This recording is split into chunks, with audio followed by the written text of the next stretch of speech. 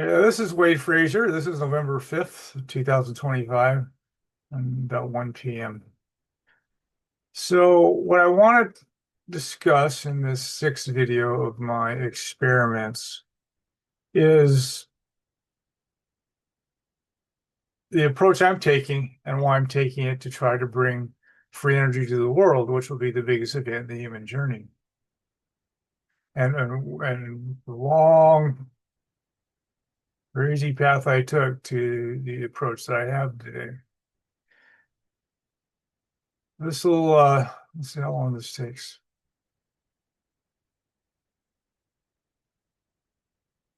So, I began again, I was 15 years old when I got my dreams of changing the energy industry. One of my mentors, first professional mentor's engine that he invented was considered the best in the world for powering an automobile. And that was one of many of his inventions, which were actually a bunch of them were really major inventions. You use some of this technology today. And every invention was stolen, suppressed, or both. And but I grew up in an inventor's workshop, and I thought inventors were heroes, all this kind of stuff. And when I met Dennis Lee, that began to change. And I eventually realized that inventors are really a small piece of the puzzle. They're really not. I mean, they're important, but they're not that important. Yeah, they're not as important as the free energy field makes it seem. The free energy field is focused on inventors and promoters and scientists and stuff, and that's not my take on that is it's really not the place people need to be focusing their awareness on. I mean, it's part of it, so I have a comprehensive perspective, but again, I've written about it a lot, talked about it, where the free energy field is in a state of arrested development with this focus on inventors and you know, capitalist approach and all this kind of stuff. And yeah, inventors, yeah, they're not going to get it done. They're again, they're a piece of the puzzle. Um, Inventors, I never met an altruistic one, never have. Um, I think Dennis knew one once who had an untimely death, literally in the parking lot of Dennis's company. Um, the rest of them, though, they're trying to get rich and famous. This is, and some of them maybe had, some, let's say, good motivation for how it would benefit the world. But in the end, almost all inventors are using their inventions to try to get rich and famous, which is understandable. But it's just and for this task, this biggest event in the human journey, those sort of mundane motivations are not adequate for the task at hand. And inventors in the free energy field, inventors, oh, it goes to their heads. I've seen them call themselves the second coming and the Messiah, et cetera, and they expect to be traded $1 trillion for their invention and all this circus, essentially a circus around free energy inventors. And related to that is also the money chase. So everybody's chasing after money for this stuff, raising funds. And I've designed what I'm doing that I don't need any money. And that's partly because I saw what the money chase entailed. And it's not just the corrupting influences of money, but the organized suppression. Once you start going after money, the organized suppression comes to bear. And it's a definite weakness to be asking people for money with the organized suppression because that's that's all they need to send you away to prison on trumped up charges, etc. I lived through this stuff, so this is none of the stuff I'm describing here is theoretical. These are little things I either experienced, witnessed, heard about from my fellow travelers, all that kind of stuff. So the money chase is another one where it it's doomed in this field for many reasons, but it doesn't won't work. Another one is thinking they can, and how to say it, when inventors, the initial naive perspective of an inventor is they think they can invent a free energy device Just waltz up to some energy company or something, hand it over, and ta-da!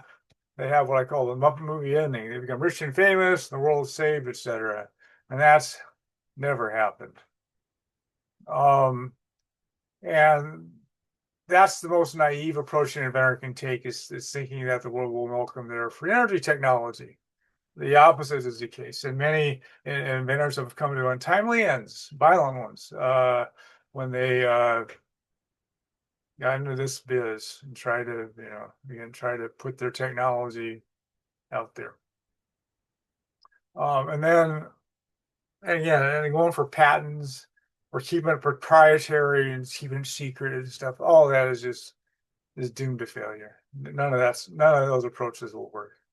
To Stephen Greer's credit, he finally realized that it has to be open source and given away. I mean, he's still taking a capitalist approach, but you got to open source it. You can't play the secrecy game. You can't play the patent game. Yeah, the capitalist approach won't work for this. And believe me, it's been tried a lot. Um, Inventors that get a little more worldly about things understand that there's organized suppression, understand that there are definitely interests on Earth that will not welcome something like free energy technology. And those inventors often will try to sneak past the organized suppression, secret laboratories, secret workshops, this kind of thing. Fools, very foolish. And, I, again, Mark Cummings is one who tried that, and he was only a young man at the time. And to his credit, when he tried to sneak past him and they cleaned his lab out, he realized he was in over his head and stopped his effort. And so, yeah, these people who run the world have surveillance capabilities second to none. And this has to be done to the light of day. It's not going to be done in some dark corner shadows where you're going to sneak up and surprise them. That's not, that's not a viable path. In fact, it's a life-risking path, thinking you're going to do that. Free energy tech, again, so back to inventors and their prototypes, et cetera. Free energy demonstrations have been made many times.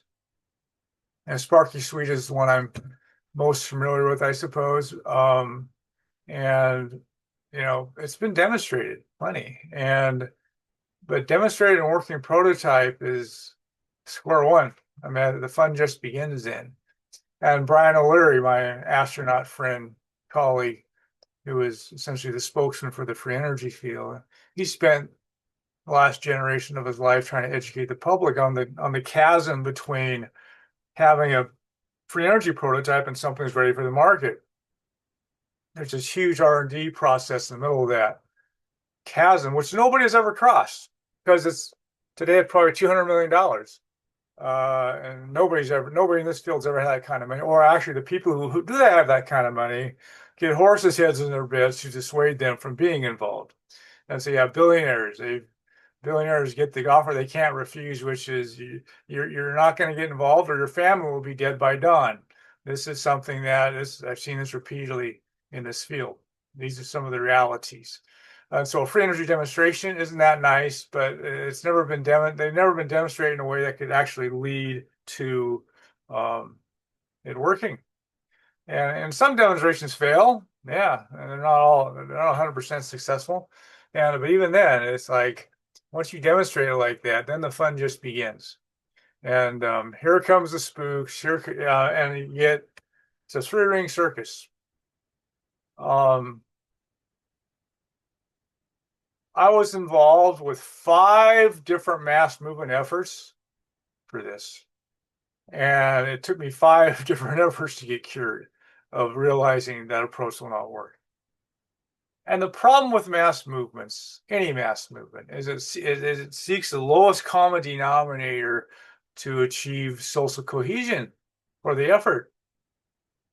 And when you do that, you're catering to people's delusions because most people are deluded, and so you're catering to these delusions they have. In fact, Dennis, I mean, he catered to organized religion, nationalism, and business opportunities. None of that's going to work, in my opinion. None of that will work.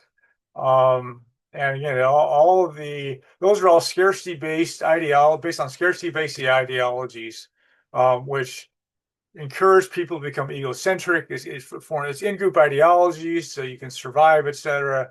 And that the whole mentality that's into nationalism or capitalism, organized religion, it's not it's not the framework mentality that's going to be successful, in my opinion.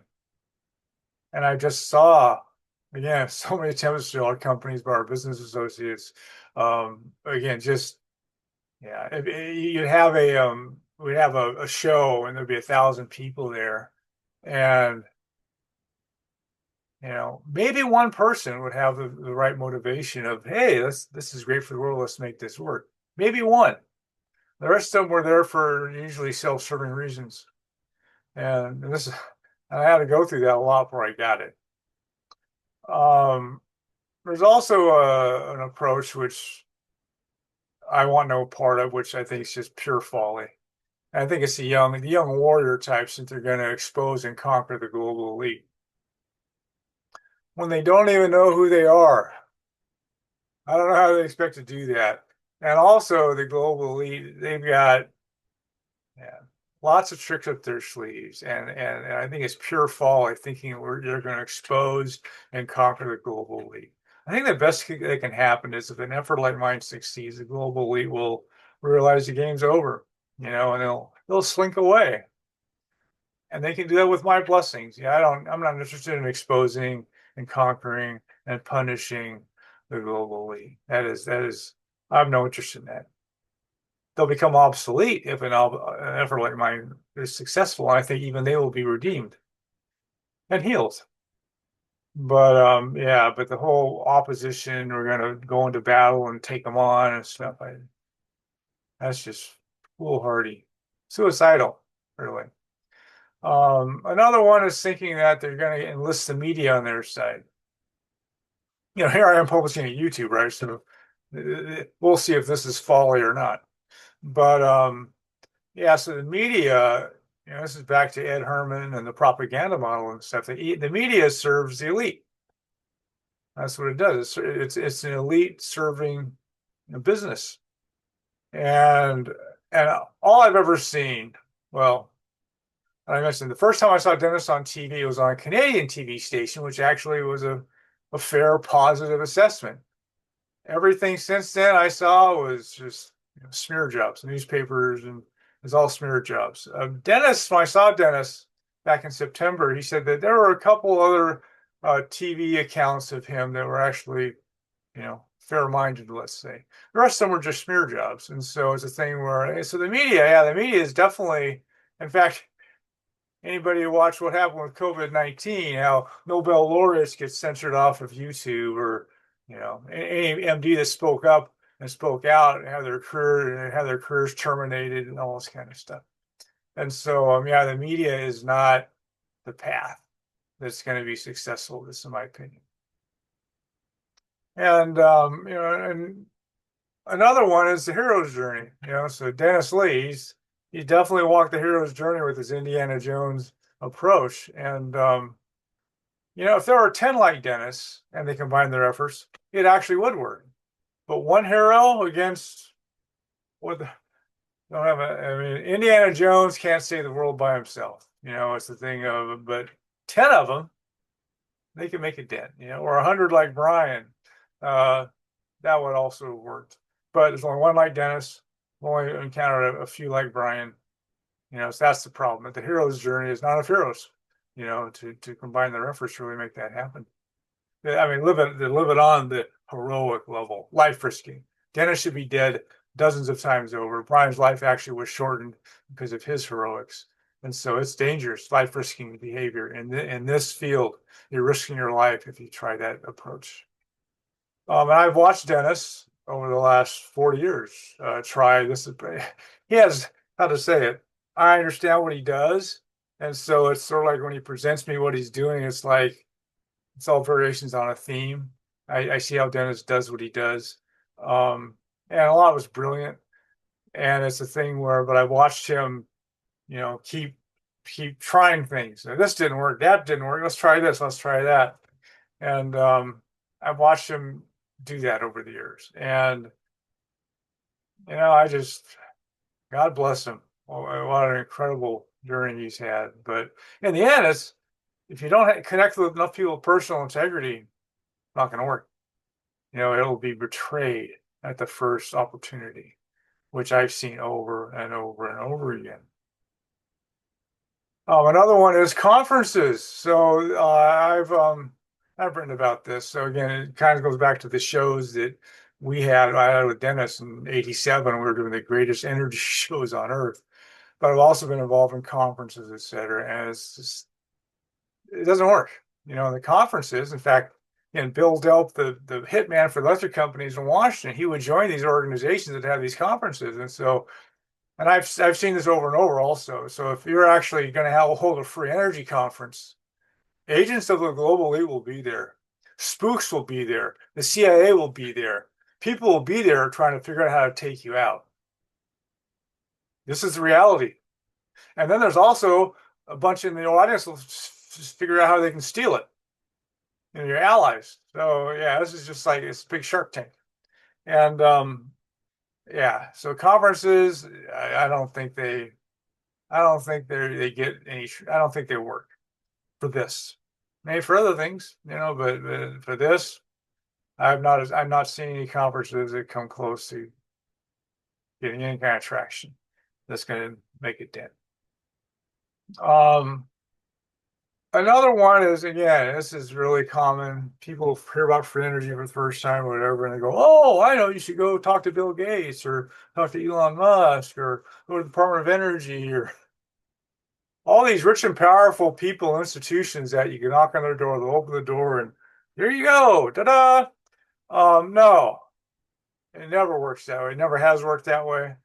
And that approach sows the seeds of his old destruction because what you're doing is you're ceding your power away. You're giving your power away to these supposedly rich and powerful people who you think are going to be natural allies, and they're not. So there is no organization not already devoted to free energy that's going to be an ally for this.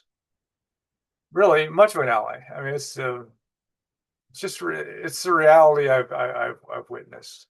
Um, And so all these organizations that people are trying to bang on the doors of, et cetera. Nobody's home.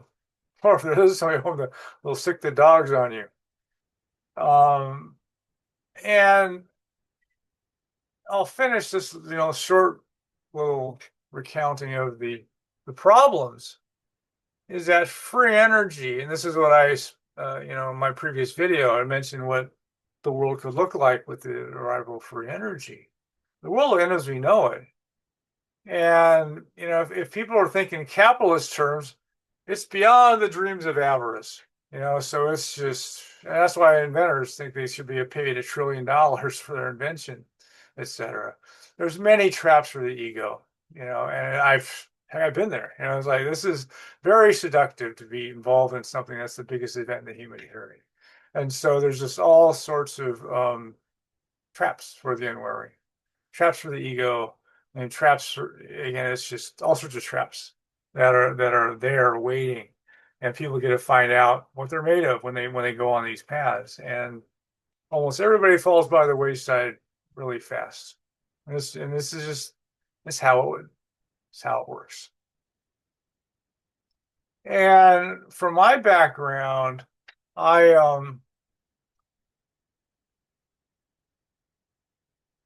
even my days with Dennis, and we were doing a capitals approach. I had investors, et cetera, but it was super duper idealistic. And again, this is where I learned my lifetime's greatest lessons. Again, when the dust finally settled in my hometown, I realized that personal integrity is the world's scarcest commodity, and that is the reason why we don't live in the fifth epoch today. And everybody contributes to this. Yeah, again, to me, is to call out the organized oppression is they're the reason for it all. They're not. Humanity's inertia is the biggest issue. Most people, and again, I get it. Most people are just focused on survival. Go home from their day of work and watch TV and get drunk and that's where people are. They don't. Those people aren't going to be any use for something like this. And so I am trying what I call the love and enlightenment approach. Again, I think it's the only one that might work, and it's all I'm interested in. And so I've I've seen all the others, and it's like, and none of them had a snowball's chance. And but love and enlightenment, maybe that doesn't have a snowball's chance either. But if there were enough people that operated from love and enlightenment and did the work, this would be easy to, this would easily happen. And not me, somebody else. But it's the thing where, but that approach of love and enlightenment includes a comprehensive perspective, which is a lot of what my work's about, is trying to impart that so people understand the issues, what the opportunities are, what the dangers are, all these kind of things. So I'm trying to build what I call the choir. And so at this point, I just need people who can sing. And again, it's probably not literally singing, but they're writing. Um, Actually, this may graduate into videos, where I'll be having discussions with some of these people about, what the fifth epoch can look like, an age of abundance, and how we can get there. I mean, my goal is very simple. It's building free energy technology and giving it to the world. That's all. But I can't do it by myself. And I've given the numbers. It's like what I call a choir, the people who are the guiding light of it. 5,000 people, I think, would be plenty, and it'll attract 100,000 that will do something. And if that happens, easily done, easily done. Back when I saw Dennis, um, here again back in September, I mentioned this, and I said if I found 5,000 who could sing the song, had the awareness who could do that, the global elite could not stop it. And Dennis agreed. He said, yes, that would not be that would be unstoppable. So anyway, do I have a prayer of success? I'm doing what I can to make my material worthy of the people I'm looking for, that they can study it and shorten their learning curves and get to where they can sing also the song of abundance, which will attract others like them. And I mentioned the disillusioned idealists are my target audience. Now, some people may have been born enlightened, and all the indoctrination and conditioning just rolled off their back as they saw right through it.